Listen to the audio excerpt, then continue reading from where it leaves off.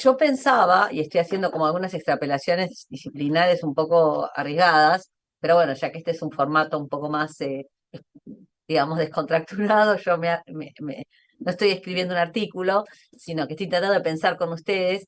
Yo no es que quiera, a ver, la función de los mitos en las sociedades primitivas, sobre todo, será la de ofrecer algunas explicaciones que contribuyeran al mantenimiento del orden social, ¿sí? Por eso los mitos tenían una relevancia tan grande, sobre todo en las sociedades primitivas. Y hablar de mitos en las sociedades modernas tiene un montón de complicaciones que yo no puedo ahora desarrollar.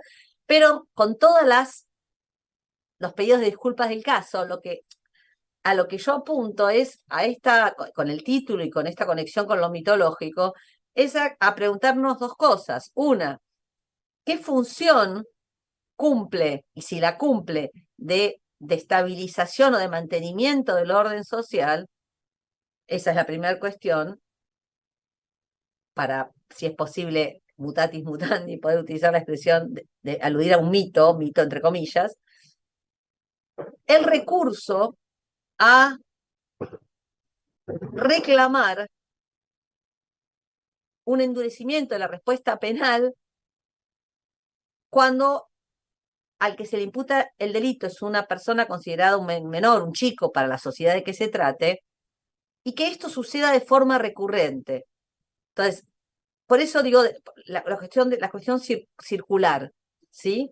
Que es característica de los mitos, y esta idea de siempre volver pero no a ese momento originario, fundacional o idílico del origen, el origen sin violencia, el origen de la sociedad sin conflicto, que sabemos no existió y nunca existirá, sino a preguntarnos por qué razón, y cuando teníamos la charla antes de iniciar el streaming público, me mencionaba el doctor algunos debates legislativos, y yo le decía, bueno, no necesariamente ahora, es recurrente y en todos los países que tienen sobre todo edades mínimas altas, la apelación a la reducción de edad penal. Entonces hay algo ahí que me parece que tendríamos que tratar de pensar, de entender por qué sucede, si es que nos preocupa que la sociedad argentina, frente a determinadas cuestiones, ofrezca respuestas que tiendan a, primero, si eso es realmente un problema, resolverlo, y si no es un problema, poner en evidencia que no lo es, o que no tiene las características aterradoras, eh, tales como se lo presenta habitualmente. Entonces, me parece que por ahí sería un poco la reflexión que yo querría hacer con ustedes esta tarde. Y para eso, el punto de partida, que es esta idea del retorno, tiene como dos subtítulos. Uno que es una afirmación que yo voy a hacer ahora, y me tienen que creer porque no puedo darles todas las fuentes pero créanme que es así, que es que desde que existe la idea de que hay que tratar de forma diferente a los chicos en relación con los adultos, cuando les imputa un delito, una infracción penal, que lleva más de un siglo esa idea en el mundo, en el mismo momento de que se instaló la idea, ya tenía sus detractores. Esto es, algo que se lo consideró en su momento como una gran invención institucional, pensadores los más importantes de fines del siglo XIX, principios del siglo XX, celebraron la creación de los primeros tribunales de menores como un gran invento. Alguno llegó a decir que un filósofo del derecho, fue decano de la universidad en la que yo estudié en los Estados Unidos, una universidad muy, muy conocida, por el cine también, que no voy a nombrar, eh, hermano de un premio Nobel de Literatura, también con simpatías, se decía que tenía ciertas simpatías con el Tercer Reich, pero bueno, esto es una nota al pie, que en este momento tiene un contexto, tiene un significado particular. me refiero a Pound, él afirmaba que eh, el Tribunal de Menores, esta idea de un trato diferenciado, había sido la mejor invención del derecho anglosajón después de la Carta Magna. Para darles una... Y aparecía, digamos, Pound como un pensador un poco más conservador, si quieren, en esta línea, reivindicando la invención del Tribunal de Menores. Esto es la idea de que había que sacar a los menores del derecho penal, que había que sacar los conflictos penales que los tenían como perpetradores de la idea de la lógica punitiva. George Smith después va a escribir un artículo clásico, unos 20 o 30 años después, diciendo que para salir de la psicología, de la mentalidad punitivista que tiene la justicia penal adversarial, hay que tomar como modelo el modelo de los tribunales de menores, que es más reparatorio, más terapéutico, y por otro lado, grandes feministas de principios del siglo XX también, Jane Addams, por ejemplo, planteaban la gran novedad y la importancia de sostener la idea de una respuesta diferenciada. Digo esto porque no aparece alineado ideológicamente el estar a favor o en contra de un modelo diferenciado de justicia para adolescentes asociado a un determinado perfil político-ideológico, ¿sí? Es como, y ahí viene la idea, la cuestión cultural, la antropología que quiero señalar, es como que hay un entendimiento, y lo ha habido a lo largo de la historia, de que los chicos son diferentes que los adultos. Esa diferencia radica en su condición fenomenológica de ser personas, digamos, que van, la cría humana, a diferencia de otros mamíferos, eh, demora más tiempo en adquirir autonomía para arreglarse por sí misma y sobrevivir.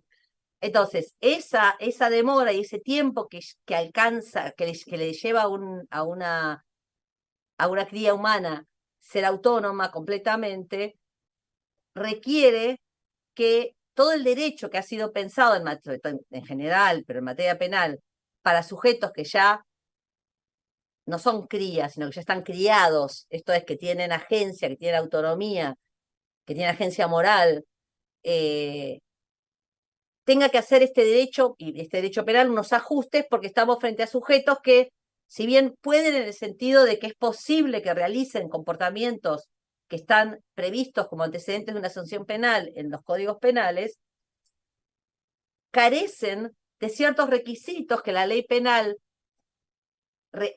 establece para que, más allá de que puedan performativamente llevar adelante esas acciones, esas acciones pues, les puedan ser atribuidas a título de responsabilidad. Esto es lo básico y todo el mundo está de acuerdo con esto. Sin embargo, como les dije hace un rato, desde que se quedó muy clara esto construido institucionalmente y en la teoría, empezó a señalarse que los inventos que se habían hecho tenían muchas dificultades. ¿Por qué digo esto? Porque entonces que hoy nos preguntemos o se plantee que la respuesta que la Argentina o cualquier país da a la situación de un chico, una chica a la que se imputa un delito no es una respuesta adecuada, no es ninguna novedad. Y si alguien viene, o no, esperemos que no, con algún proyecto que pretenda endurecer esa respuesta, tampoco es novedad. Digamos, para estar claros con esto, ¿sí? No es nadie está haciendo nada, no tiene nada de original. Y además puede generar, agravar, como voy a intentar demostrar con mi presentación, mucho la situación en la que estamos. Bueno, a esta descripción que habla de un tipo de sujeto sobre el que pregunta, ¿tenemos acuerdo o no tenemos acuerdo? La Argentina tiene un gran problema con esto, porque normativamente, por razones que yo hoy no puedo desarrollar, si bien se intentó a partir de los compromisos internacionales que el niño argentino, por decirlo así, la niña argentina, fuera un sujeto normativamente reconocido por las diferentes ramas del derecho con las mismas características, eso no pasa. Y aún la ley de mayoría de edad, que después retoma la reforma del Código Civil y Comercial, hay como, en el mismo Código Civil y Comercial hay muchos niños, según qué parte del código estemos analizando, en términos de autonomía, de capacidad, de obligaciones de los adultos responsables. Entonces, la pregunta es esta, ¿no? Y la respuesta es, la da el derecho internacional. Más allá de ciertas, digamos, desprolijidades legislativas, el derecho internacional ha trazado esta línea entre la adultez y la infancia en 18 años. Esto incluye a los Estados Unidos, no porque haya ratificado la convención rectora de esta materia, que es la Convención sobre Derechos del Niño, sino por lo que ha establecido la Corte Suprema de ese país. Entonces, este es el sujeto, y no hay discusión respecto de que este sujeto tiene unas características fenomenológicas, onticontológicas, digámoslo, para citar a algunos maestros, específicas. Nadie pone en cuestión eso. Sin embargo, el fenómeno de la recurrente, este que yo le asigno carácter de mito, como mito urbano moderno, ¿qué hace? Usa una fórmula que ya también está bastante gastada, que es apelar a la simbología penal cuando un chico, una chica, pero en general, bueno, como funciona en general el sistema penal, se ve involucrado como autor en un hecho delictivo grave, sobre todo. ¿Y qué pasa ahí? O sea, ¿cuál es el funcionamiento? Pero esto no tiene, no varía. A la fórmula conocida de utilización de la lógica del castigo penal, que es bien de fuego artificial, ¿no? Bien placebo, en este sentido de mostrar a la sociedad que algo se está haciendo para combatir el crimen. En clave represiva abiertamente o en clave pseudogarantista, como ha pasado con muchas de las reformas de la América Latina.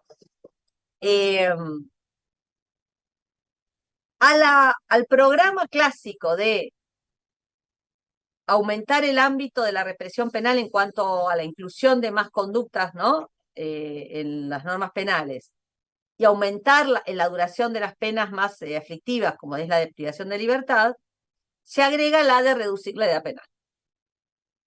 Este es como el programa, el combo completo. Y la reducción de la edad penal puede tener, digamos, ya modernamente dos variantes. Y esto en América Latina lo hemos visto en los últimos años. Puede ser que se reclame directa y abiertamente que el techo, que es 18 años, salvo en Bolivia, que nunca se elevó, que quedó en 16, se reduzca, esto es que se empiece a tratar como adultos a los chicos, como sucede en muchos países, a partir de una edad inferior a la que prevé el Tratado Internacional, o bien que el piso, que en nuestra región va de 12 a 16 años, que 16 años es la edad de Argentina, también se reduzca para que los más chiquitos ingresen a un sistema penal especializado. Tiene como dos salidas la propuesta de endurecimiento. ¿Sí? O directamente los tratamos como adultos, que sería la fórmula anglosajona clásica, o mantenemos un sistema penal especializado, pero ingresamos a los más chiquitos que la ley vigente los deja fuera. En general, en la Argentina, hasta ahora, la fórmula que se ve cuando se aparecen estas propuestas, que se van sofisticando y con nombrecitos y se le van poniendo adornitos y frasecitas como para vender lo mismo, pero con otros títulos, es la de reducir la edad, el piso, ¿sí?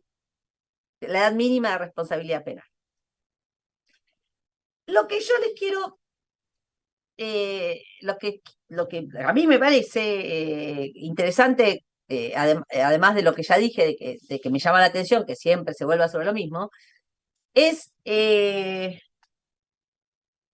nos preguntemos qué función, como les dije al inicio, cumple esta recurrencia, este manotazo o esta ilusión que se pretende instalar de que de esta forma se va a resolver el problema de la inseguridad, cuando está demostrado en todo el mundo que la incidencia estadística de los delitos cometidos por los más chicos no es significativa. aclaro, sin que esto signifique afirmar que un hecho delictivo no sea una tragedia, no solo para la víctima, lo que es evidente, sino también para el perpetrador y sobre todo si es un chico chico. O sea, que un chico chico, joven, se ve involucrado en un hecho gravísimo, es trágico también para el niño. O sea, yo no niego eso. Lo que digo es que la política criminal no se define por un hecho. La política criminal se define por las tendencias delictivas significativas en un momento en una sociedad. Entonces, ¿qué función cumple? Y además, nuestra propuesta, entre comillas nuestra, ¿no? Las propuestas que pretenden aumentar el espacio de asuntos, la cantidad de asuntos que van a ser entonces adjudicados con mecanismos punitivos bajo los nombres que les quieran poner, ¿qué función cumplirían? Porque primero piénsenlo desde el punto de vista de las teorías de la pena.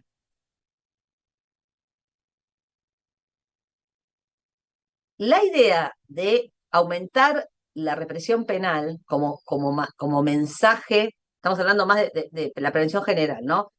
Digamos, desde el punto de vista clásico negativo o aún desde las teorías modernas de la prevención general positiva, de la estabilización normativa. Desde el punto de vista de estas últimas, la sociedad en general no tiene expectativas de que un chico se comporte de la misma manera que un adulto. Entonces, el mensaje, lo comunicacional ahí no operaría. Y tampoco operaría, si ya lo ponemos en cuestión respecto de adultos, el mensaje disuasivo.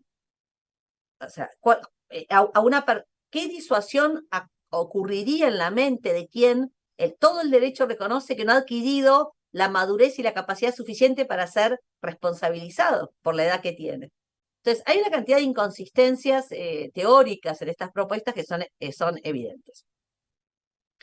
Pero lo que es más, a mí me parece interesante preguntarse, porque lo que no quiero es dar la impresión de que entonces la mejor política criminal para los casos de adolescentes involucrados en infracciones penales graves es que el Estado se cruce de brazos y que no haga nada. Sí, digamos, la respuesta abolicionista, pongámoslo así. Y no es eso lo que yo estoy intentando describir esta tarde.